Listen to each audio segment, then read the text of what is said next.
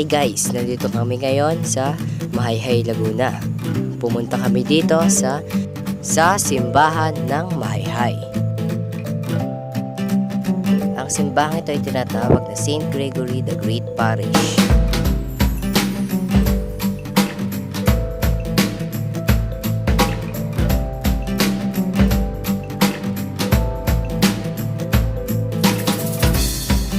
Isa ito sa pinakalumang simbahan sa Pilipinas.